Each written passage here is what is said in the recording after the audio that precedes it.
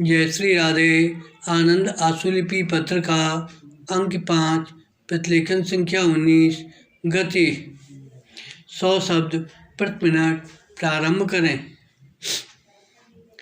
महोदय, नेहरू ने भारतीय अर्थव्यवस्था तथा समाज की प्रधान समस्याओं को विज्ञान द्वारा सुलझाने पर अधिक महत्व दिया था। प्रौद्योगिकी विकास तो निर्धारित था, लेकिन नए लोग इसका वास्तविक लक्ष्य थे।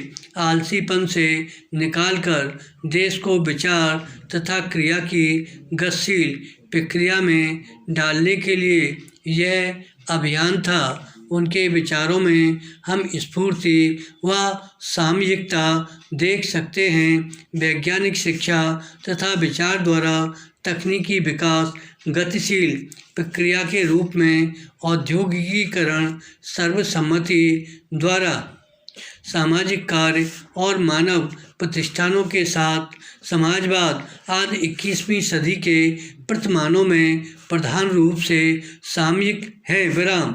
आर्थिक विकास के लिए आधुनिक प्रौद्योगिकी को काम में लाना नेहरू जी के लिए बहुत ही महत्वपूर्ण था। इसके दो आशय थे। भारत की औद्योगिकीकरण प्रक्रिया में बृहत उद्योगों को महत्व देने की स्वीकृति पहला था, जबकि भारत में बड़े पैमाने बनाम छोटे पैमाने में औद्योगिकीकरण का विचारात्मक विवाद चल रहा है। नेहरू जी ने भी अपने प्रारंभिक काल में अपने मन में इस मुद्दे पर विचार किया था। उनके कुछ बनाए हुए चुनावों में से यह एक था।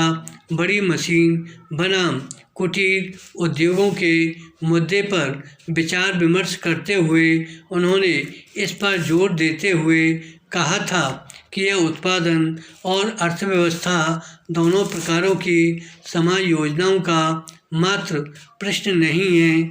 एक को प्रबल होना पड़ता है और उसके पूरक के रूप में जो जहाँ भी उपयुक्त हो, दूसरे के साथ सर्वोपरि होना पड़ता है। वर्तमान आधुनिक तकनीकी उपलब्धियों पर आधारित अर्थव्यवस्था को आवश्यक रूप में प्रबल होना पड़ता है। इस आशय का दूसरा विस्तृत पहलू उनकी वैज्ञानिक शिक्षा तथा अनुसंधान पर बल देना था। यह देखा गया था कि उन्हें इस विचार पर विशेष मोह था। उचित सामाजिक स्थितियों के अंतर्गत मशीन के प्रयोग वैज्ञानिक पेपर बनाए रख सकते हैं और अनुभव तथा मानव के दृष्टिकोण को विस्तृत कर सकते हैं। जानकारी सिद्धांत पहलू के उत्पादन उपायों के रूप में इस विचार को अब विधिवत अर्थशास्त्र स्वीकार कर रहा है। फिर भी तकनीकी परिवर्तन एक गतिशील प्रक्रिया थी। विराम। आधुनिकीकरण पर बल देना, जिस पर हम पुनः ध्यान दे रहे हैं, तथा यह परिवर्तन को सम्मिलित किए हुए था, जो नेहरू के लिए घृणास्पद वस्तु थी, और यह परिणामात्मक समायोजना और उत्पादन के विभिन्न व्यर्थ तत्वों तथा पद्धतियों का संतुलन करना ही वास्तविक प्रश्न नहीं है, बल्कि गुणात्मक परिणामों का प्रश्न है। धन्यवाद।